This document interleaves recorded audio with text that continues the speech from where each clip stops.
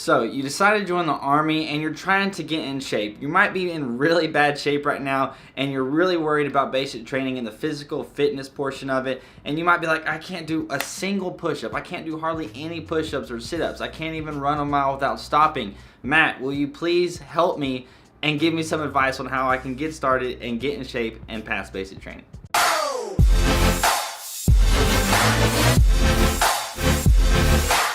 So in this video, I am dedicating it to all of you guys who are really struggling on the physical fitness side of things. I've made past videos on physical fitness, on the push-ups and the sit-ups and the running and stuff, and usually it kind of ends up being a little bit more geared to the intermediate side of people, rather than the people who literally send me messages on Snapchat, Instagram, or even YouTube and say, hey, I can't even do a single push-up. Like, what should I do to get better at push-ups when you can't even do one? So in this video, I'm going to try and compact everything, just a little basic overview of some things that you should have your mindset on, something that you should be thinking about when you're trying to go down this path of getting in shape whenever you're not in great shape to start out. So I don't know how long this video is going to be. You guys are obviously going to know, but I'm going to cover diet, getting ready for your push-ups, sit-ups, and the run. I'm not going to cover too much else, just to help you guys build a baseline, because if you want to get into real details and things, some of you guys will even ask me to build individual workout plans for you, which I thank you, but I definitely don't have the time to do that, because if you really want to make a good workout plan, you really got to get to know the person and their lifestyle and all that stuff, so I'm not going to do that. But in general, I think this video will help out a lot of you guys who are beginners. So the first thing, if you're trying to lose weight, not just get in better physical condition as far as, building muscle and increasing your push-ups and stuff, if you're trying to actually lose weight, maybe you gotta lose 30, 40, 50, even up to 100 pounds to get ready for basic training, what are some of the tips that you need? Now, I'm not gonna give you specific advice, specific, food plans on what you should do, but the general rule of thumb is you eat less calories than you expend, right? So that's going to vary across the board for you no matter what. So what you can do to help with this, if you're used to eating whatever you want and you're trying to lose weight, some of the things that you can cut out is obviously fast food. Stop drinking anything besides water. That can really help out a lot of people, because if you have one Mountain Dew a day, a sweet tea, a lemonade, a Dr. Pepper, just some kind of drink like that, you could easily cut out 500 calories out of your day just by cutting out everything that you drink except for water. Now, if you're trying to lose weight, what specific diet should you do? That is totally up to you, and I'm not going to talk about specifics. Just make sure you're eating less calories than you're expending through your energy. Now, how you want to do that is completely up to you. There's a million different ways to do it. Just make sure that you are thinking consciously about what you're eating and you're not eating bad food. And what do I mean by bad food? It's fast food, it's fatty food, it's sugary food, basic things that you already know. If you cut those things out first, once you get that done out of the way, you don't want to be too strict on yourself, because you might end up failing. You might go through literally like withdrawals from sugar or caffeine or all these different things. So you want to kind of start out slow, cut out some of the basics, like just don't go to fast food anymore. Just do not do fast food anymore.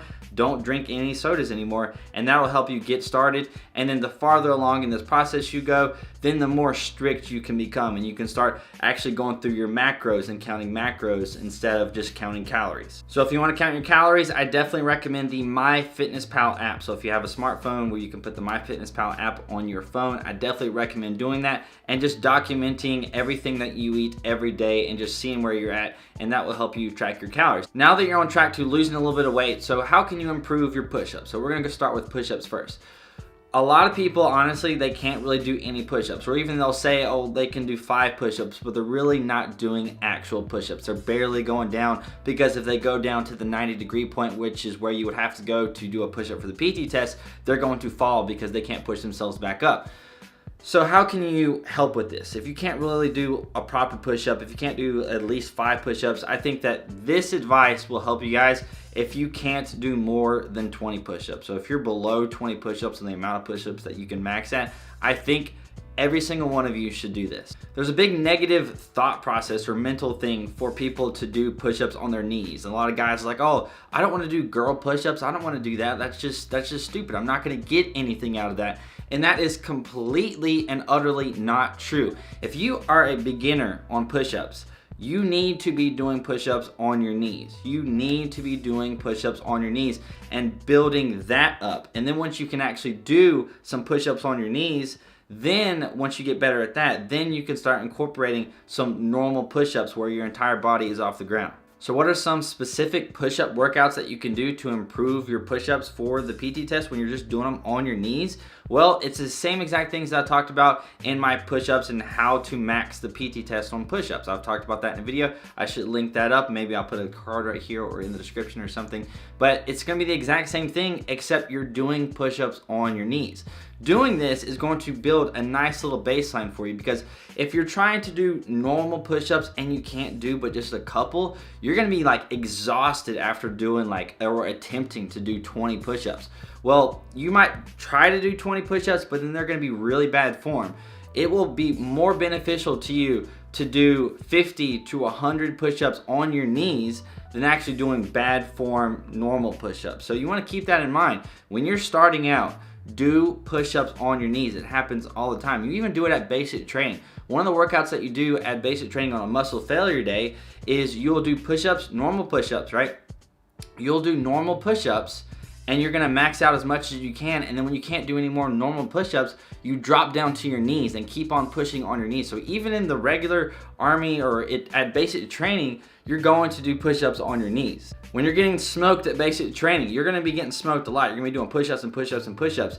And when you can't do any more push-ups, the drill sergeants might tell you to drop to your knees and keep doing push-ups because they want you to keep doing push-ups. So don't think that there's this big negative thing about doing push-ups on your knees. They will really help you build that base strength in your chest if you're trying to build up to where you can do a couple of push-ups. And then once you can get up to the point where you can do 20 normal push-ups, then you can start doing actual normal push-ups, and then do what I said earlier, which is maybe max out on normal push-ups. Then when you can't do any more of those, then you can drop down to your knees and do push-ups on your knees. Now, as far as sit-ups goes, some people ask me some tips for sit-ups and how to improve your sit-ups and stuff. Well, if you want to improve your sit-ups, you've got to do sit-ups. You might want to work your hip flexors a little bit and do some of that. But you really need to do just straight up sit-ups and crunches, and that's gonna help you improve your maximum for sit-ups. It's not gonna help so much with actually building your abs. There's plenty of other ab exercises that are good for building your abs, but you need to do something, right? So if you're wanting to do sit-ups and you can't do sit-ups, maybe you are overweight and you can't do sit-ups, well, crunches is gonna be the way for you to go to help improve your sit-ups once you get to that point. And then once you lose a little bit of weight, then you can actually start doing sit-ups. But in the meantime, you can always do a whole bunch of other ab exercises.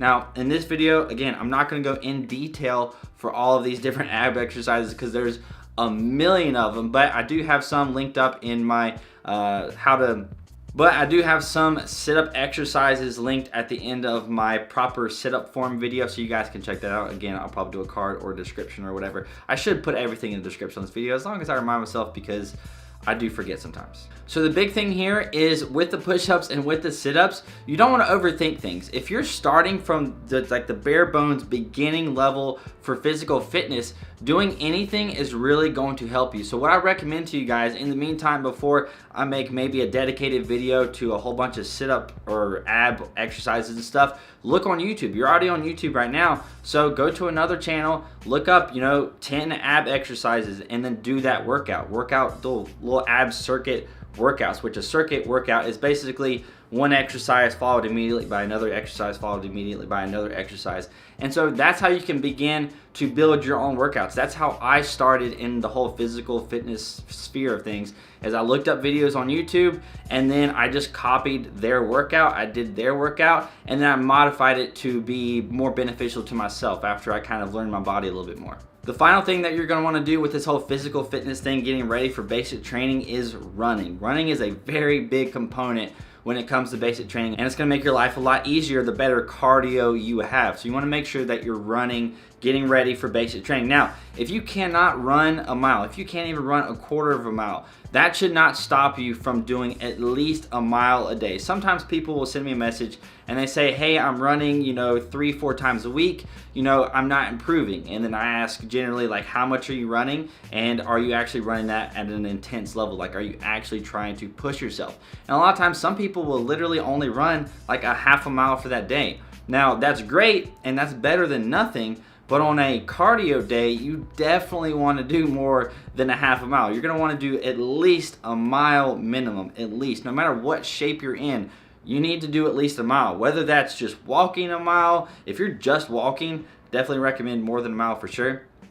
But you need to actually get up those miles under your feet. Now, you don't want to push it too hard, because if you're just starting out and you just start going 6 miles a day, 5 miles a day, or even 3-4 miles a day, you're going to start getting shin splints. You might get some blisters on your feet and stuff like that. So you want to just take it slow, but at least a mile when you do your cardio days, 3 to 5 days a week, depending on where you're at. Probably if you're a beginner, I definitely recommend 3 days a week. So Monday, Wednesday, Friday, then you can rest for 2 days, Saturday and Sunday, and start again Monday, Wednesday, Friday. So at least a mile. Now, the ways that you can split that up, I've covered it plenty of times before: 30-60s, 61-20s, and you can also do different sprints and walkings. Rather than doing 30-60s and 61-20s, what you can do if you want to run a mile, you could just say, let's say you sprint or run as fast as you can a quarter of a mile, because you can't run a half a mile. So you just run a quarter of a mile and you stop and you walk, you take a break for a couple minutes, and then you try to do another quarter of a mile.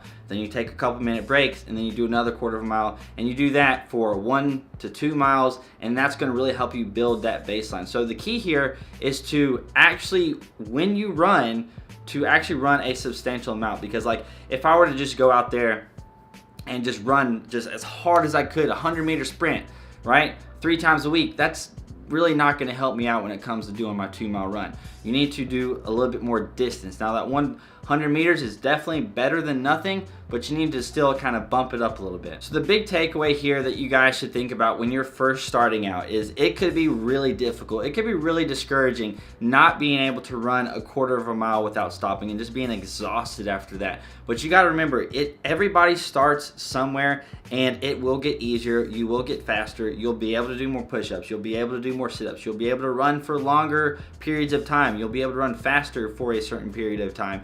These things will improve, but it's going to take some work. It's going to take some consistency. Some of these things, they're not going to happen overnight. Sometimes people will, say, hey, I've got this goal in mind and I've got 1 to 2 months to do it. Is it possible? Sometimes it's not. Sometimes people have certain goals in their head, like losing 100 pounds in 3 months. That is not going to be possible under any normal circumstance. If you're wanting to lose 100 pounds, that's going to be really, honestly, at least a year ordeal, right? It's going to be a very long process. The first 20 to 30 pounds you lose are going to be the easiest, but the more in shape you get, the harder it's going to be to keep on going. So if, for example, you're trying to lose 100 pounds, maybe you're a guy who weighs 300 pounds, you got to get down to 200 pounds to make the height and weight. The first 50 pounds are going to be, honestly, it's hard because you're getting into the rhythm of it, but as far as the ease of losing the weight, it's going to be easier. But then the last little bit, you got to keep on going. You got to keep pushing yourself. You got to keep increasing the intensity. And what I mean by increasing the intensity is increasing the amount of workouts that you're doing, whether you're bumping up your workouts from 3 times a week to 4 times a week, or in your workouts, you're increasing the intensity of it. So if you're just doing a 1-mile run at a jog speed, you want to increase that to a sprint speed. Or instead of doing a 1-mile run at a jog speed, you could do a 2-mile run at a jog speed. So these are different ways to increase the intensity. That's how you can improve. You want to increase the intensity. The final thing that I want to mention here to help speed up this whole process is actually going to a gym and lifting some weights. Now, you can get in shape by never going to a gym. It is completely possible by having the proper diet and the proper workout routine. You can get in shape.